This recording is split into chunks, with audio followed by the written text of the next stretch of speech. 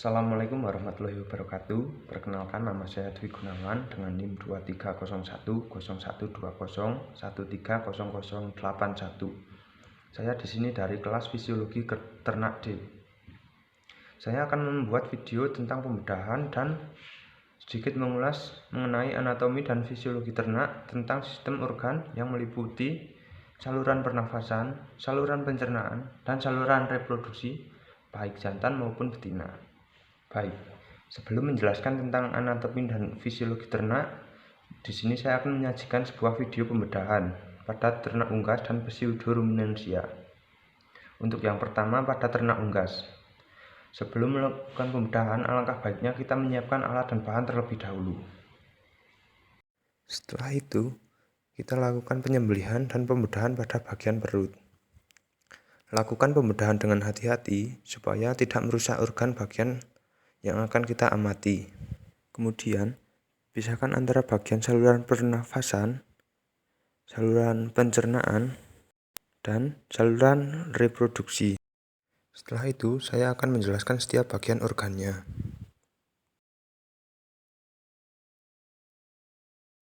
Yang pertama, saya akan menjelaskan tentang saluran pernafasan pada unggas, yang terdiri dari rongga hidung, glotis, trakea, bronkus, bronkeolus, dan paru-paru.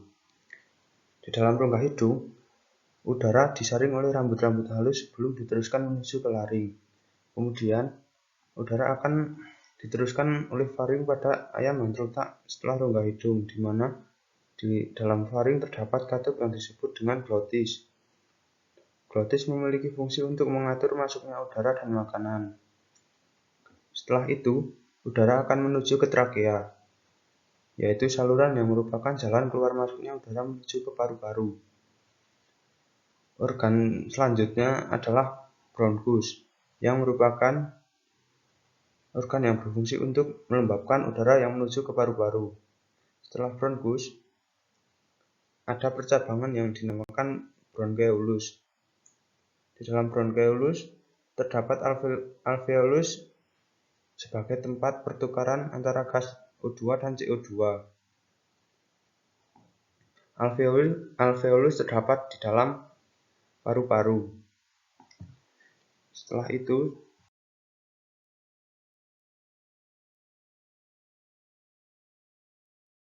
saluran pencernaan pada unggas terdiri atas esofagus, crop, proventriculus, ventriculus atau gizzard, kemudian duodenum, jejunum, ileum, cecum, usus halus, dan kloaka. Pada saluran pencernaan pada unggas dimulai dari mulut, yaitu organ yang berfungsi sebagai alat yang digunakan untuk mengambil dan memecah makanan. Di dalam mulut terdapat enzim amilase yang digunakan untuk membantu proses pencernaan. Setelah itu, makanan akan diteruskan menuju esofagus, yaitu organ yang menghubungkan antara rongga mulut dengan rumen. Di dalam esofagus, makanan akan dicerna secara mekanik dengan gerakan peristaltik. Kemudian, makanan akan menuju ke tenggolok atau crop, dan makanan disimpan sementara di dalam crop untuk kemudian diteruskan menuju proventriculus. Di dalam proventriculus dihasilkan beberapa enzim yang digunakan untuk proses pencernaan berikutnya. Setelah melewati proses pencernaan di proventriculus, makanan akan diteruskan menuju ke ventriculus atau gizzard. Di dalam gizzard, makanan akan dicerna secara mekanik. Makanan yang berada di dalam gizzard akan dipecah menjadi partikel yang lebih kecil dengan cara digiling menggunakan pasir atau kerikil yang dimakan oleh unggas. Setelah itu, makanan akan menuju ke usus halus untuk kembali diserap nutrisinya yang tertinggal. Setelah proses pencernaan di usus halus selesai, makanan akan menuju ke cecum. Cecum dan usus halus pada unggas terdapat dua bagian dan digunakan untuk proses absorpsi air serta pencernaan serat kasar. Kemudian untuk organ pencernaan pada unggas yang terakhir adalah kloaka. Kloaka merupakan lubang kecil sebagai jalur pembuangan sisa-sisa metabolisme.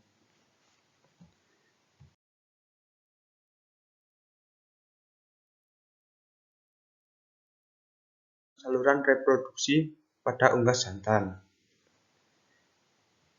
Saluran reproduksi pada unggas jantan terdiri atas testis, vas deferens, kloaka, dan ven.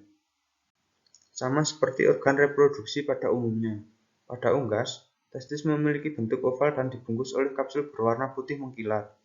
Testis merupakan organ reproduksi yang paling utama karena memiliki fungsi untuk menghasilkan sel spermatozoa dan juga menghasilkan hormon testosteron. Kemudian ada vas deferens yang terletak dekat dengan ginjal. Vas deferens berfungsi sebagai tempat penyaluran sperma pada saat ejakulasi. Kemudian organ yang selanjutnya ada kloaka yang berfungsi sebagai jalur keluarnya sisa pencernaan, urin, dan juga sebagai organ reproduksi pada unggas.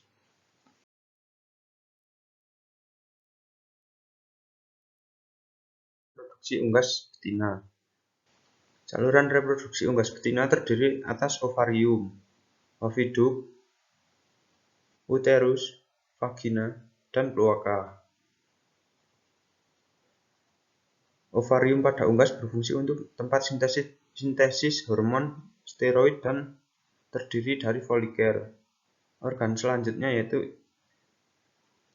oviduct yang berfungsi sebagai penghasil membran cangkang dan kerabang. Setelah oviduct ada uterus yang berperan dalam pembentukan cangkang pada telur. Kemudian saluran reproduksi pada unggas betina yang terakhir adalah vagina, yaitu tempat untuk menampung telur sementara sebelum telur itu dikeluarkan. Setelah itu kita lakukan penyembelihan dan pembedahan pada pseudoruminansia. Langkah pertama yaitu dilakukan penyembelihan.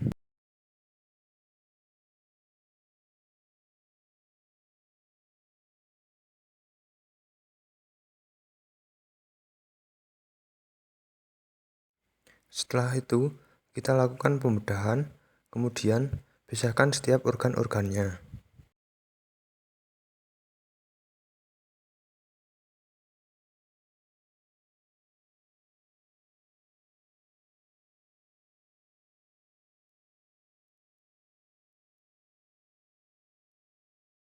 Baik, selanjutnya saya akan menjelaskan tentang saluran pernafasan pada pseudoruminansia, yaitu yang terdiri atas rongga hidung, faring, laring, trakea, bronkus, bronkoeulus, dan paru-paru. Proses pernafasan pada pseudoruminansia dimulai dari hidung yang merupakan tempat awal masuknya udara. Di dalam rongga hidung, udara akan mengalami proses penyaringan dan pelembaban. Setelah melalui hidung, udara akan menuju ke laring, di mana laring terletak setelah rongga hidung dan kemudian diteruskan menuju ke trakea. Di dalam laring, terdapat pita suara yang berfungsi untuk menghasilkan suara pada hewan pseudoruminansia dan juga glotis yang berfungsi sebagai tempat pengatur masuknya udara dan makanan. Kemudian ada trakea, yaitu saluran pernafasan setelah laring yang tersusun atas gelang-gelang tulang rawan. Setelah udara melewati trakea, kemudian akan diteruskan menuju bronkus, yang merupakan percabangan untuk memisahkan antara bagian paru-paru sebelah kiri dan paru-paru sebelah kanan. Paru-paru merupakan organ pernafasan paling utama karena paru-paru berfungsi sebagai tempat pertukaran antara gas O2 dan gas CO2 yang dilakukan oleh alveolus.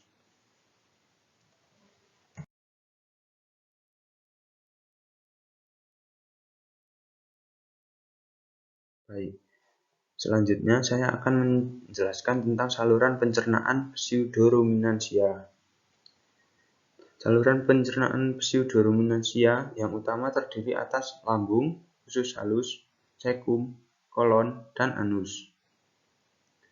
Proses pencernaan pada pseudoruminansia dimulai dari mulut, kemudian makanan akan menuju ke esofagus. Esofagus sendiri adalah organ sistem pencernaan yang berfungsi sebagai jalan masuknya makanan yang menghubungkan antara mulut dan lambung. Kemudian lambung. Lambung merupakan saluran pencernaan yang memiliki fungsi sebagai penghasil enzim pencernaan dan tempat penyimpan makanan sementara sebelum diteruskan ke usus halus. Setelah makanan akan diteruskan menuju usus halus, kemudian makanan akan diserap kembali nutrisinya di dalam usus halus. Setelah itu, kemudian sisa makanan yang telah diserap oleh usus halus akan diteruskan menuju usus besar.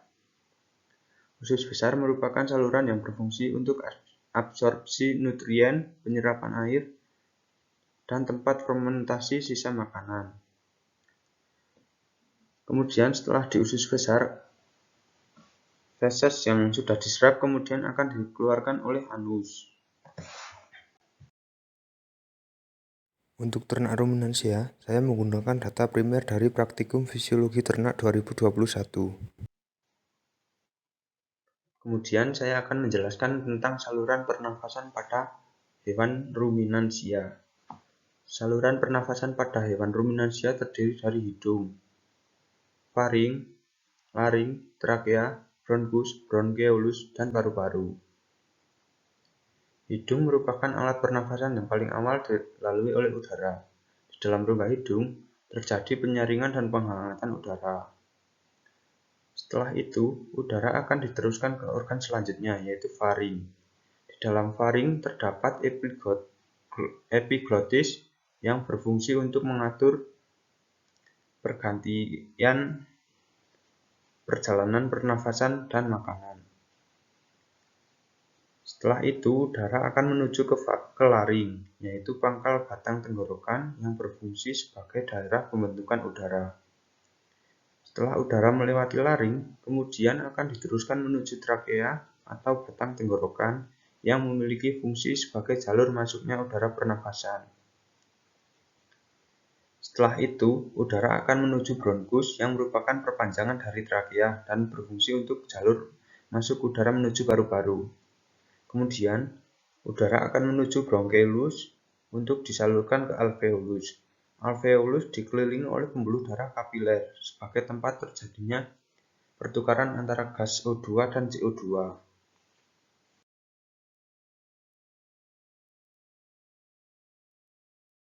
Setelah itu saya akan menjelaskan tentang saluran pencernaan pada ruminansia.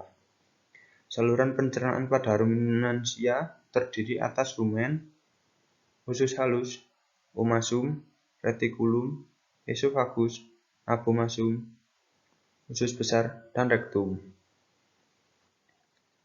Dalam pencernaan ruminansia terdapat 4 lambung yang digunakan untuk mencerna serat kasar, yaitu rumen, retikulum, omasum, dan abomasum. Setelah makanan selesai mengalami proses pencernaan di lambung, maka makanan akan dicerna oleh usus halus.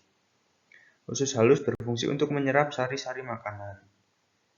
Setelah itu, makanan akan dicerna organ selanjutnya, yaitu usus besar yang terdiri atas sekum, kolon, dan rektum.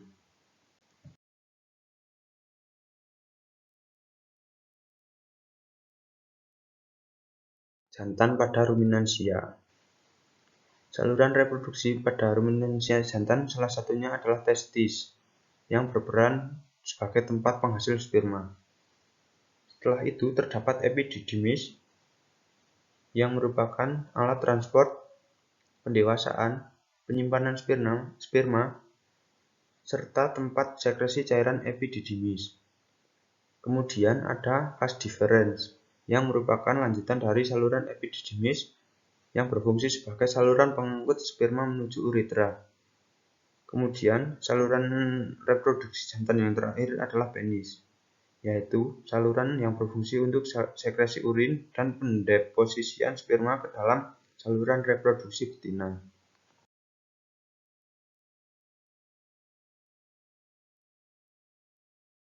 Saluran reproduksi betina pada ruminansia. Saluran reproduksi betina terdiri atas ovarium yang memiliki fungsi untuk menghasilkan ovum. Kemudian ada oviduk atau tuba Fallopi yang merupakan saluran yang menghubungkan antara ovarium dengan uterus. Setelah itu ada uterus, yaitu saluran maskular yang memanjang dan menghubungkan antara vagina dengan oviduk. sendiri memiliki fungsi untuk menerima dan memelihara embrio. Organ reproduksi betina yang berfungsi sebagai tempat penerima semen saat proses pembuahan adalah vagina. Sekian video dari saya, lebih dan kurangnya saya mohon maaf. Saya akhiri, wassalamualaikum warahmatullahi wabarakatuh.